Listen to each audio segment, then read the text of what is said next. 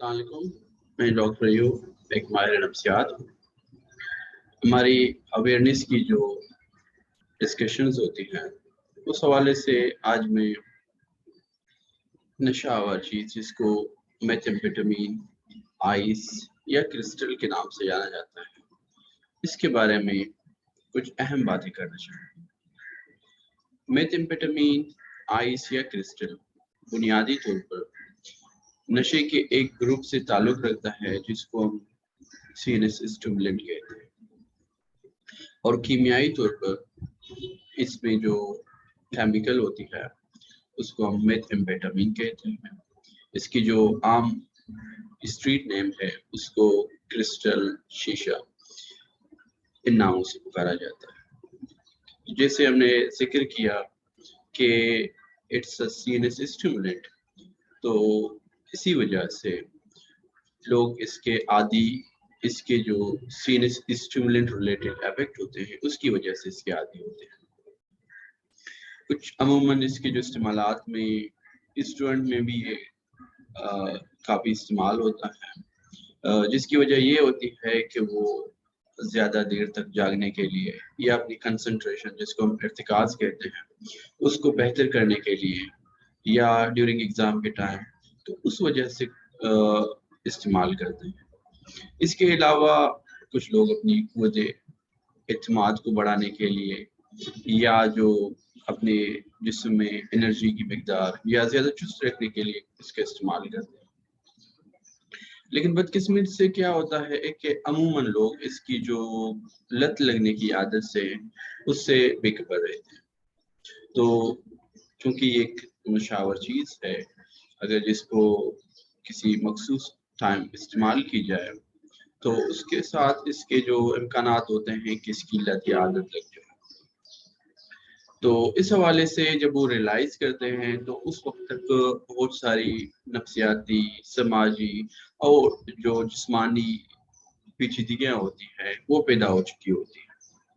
اگر ہم اس کے میتھمفیٹامین کی جو جسمانی صحت کے حوالے سے نقصانات کے بارے میں بات کریں تو عموماً لوگ اس کو اسموک کرتے ہیں، تو اس کی جو اسموک کی وجہ سے جو پھیپھڑے ہیں ان پہ بھی اثر پڑ سکتا ہے۔ اس کے علاوہ اگر میتھمفیٹامین زیادہ استعمال کی جائے اس سے جو دل کی دھڑکن ہے اس میں بھی تبدیلی آ سکتی ہے، اور ایون جو ہے ڈیتھ جو ہے ریکارڈ ہوئے ہے۔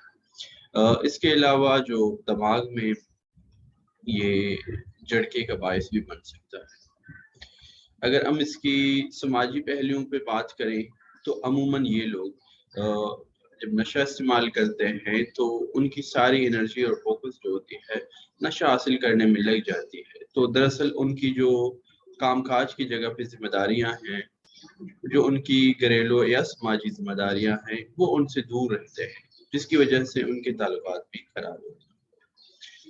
سب سے اہم جو ہے نفسیاتی پہلو ہے جس میں وقتی طور پر اگر یہ لوگ نشے استعمال کرنے کے لیے جو ہے خود کو اشاش بشاش یا خوش رکھنے کے لیے تو استعمال کرتے ہیں، لیکن اگر یہ لمبے عرصے استعمال کی جائے تو اس کی وجہ سے ڈپریشن، انزائٹی اور ایون سائیکوسس ہو سکتا ہے۔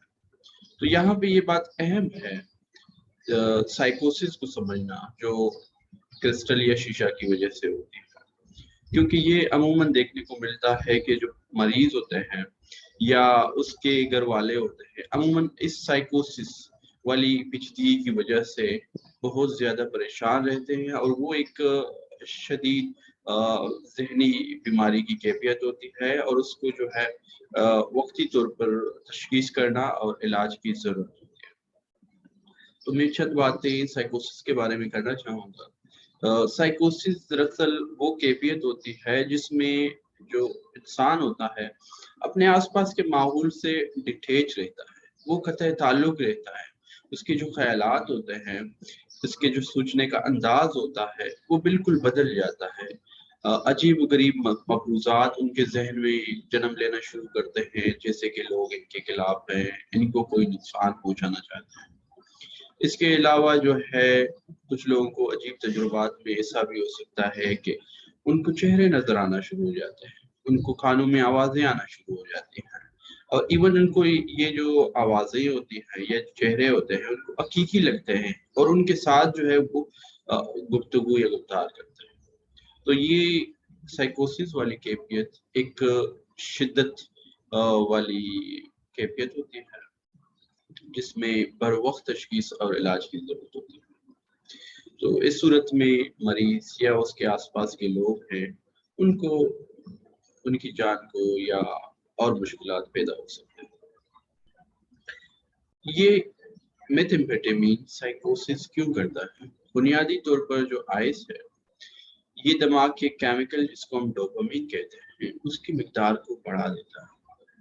تو اس کی وجہ سے یہ عجیب غریب تجربات اس کو سٹارٹ شروع ہو جاتے ہیں جو حقیقی نہیں ہوتے لیکن ان کو پکا یقین ہوتا ہے کہ واقعی اس طرح کی صورتیں ہوتی ہیں.